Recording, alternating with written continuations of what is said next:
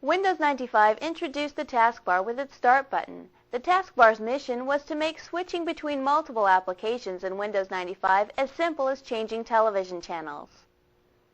Switching between the active applications is just a matter of selecting the desired applications button, or we can even customize the taskbar. We can create multiple toolbars for the taskbar, or drag it to any perimeter position on the desktop screen. Then the taskbar will suit our specific needs. Even though our desktop icons are hidden temporarily, we can still access them. When we change to the active desktop view, the desktop icons can be moved to the taskbar and are just as accessible as if they were still on the desktop. With the desktop icons currently removed, let's display them on the taskbar so we can access them at any time. We right-click the taskbar, then select Toolbar from the shortcut menu. Then choose Desktop. The desktop icons are now displayed on the desktop toolbar. We can scroll through the icons and select one by simply clicking either the left or right arrows on the toolbar. Let's scroll to the left to view the other desktop icons.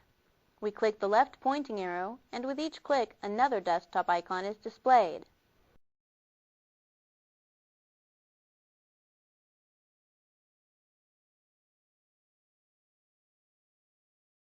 First, let's discuss the taskbar. To the far left is the Start button. Next is the Quick Launch toolbar.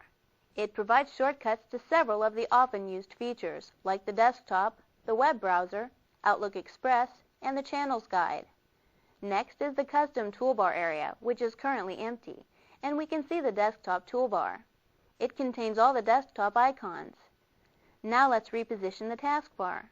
We position the pointer on a blank area of the taskbar and drag it to the left perimeter of the screen. Simply release the mouse and the taskbar has been moved.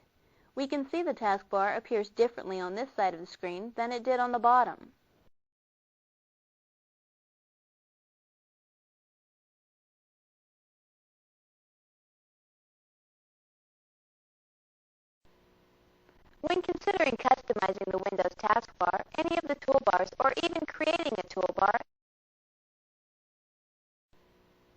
When considering customizing the Windows taskbar, any of the toolbars, or even creating a toolbar, there are some things we must consider. We must first decide on which files, folders, applications, and URLs we use most frequently, then determine the best method to access each one. First, let's add an application to the Quick Launch toolbar. Adding an item to the Quick Launch toolbar is simply a matter of dragging and dropping the item to the toolbar. Since we do a lot of word processor documents, we'll place Microsoft Word in the Quick Launch toolbar. We right-click the Start button and select Explore.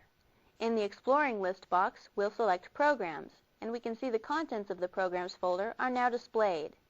We'll select the Microsoft Word shortcut, then drag it to the Quick Launch toolbar. When the black indicator line is displayed, release the mouse. We've just placed a new shortcut to the Quick Launch toolbar. You may be asking why we just placed this shortcut to the Quick Launch toolbar. Remember, this is the only toolbar displayed by default. So now we have a shortcut to Word placed here that is easily accessible. Let's close the Explorer and we are returned to the desktop.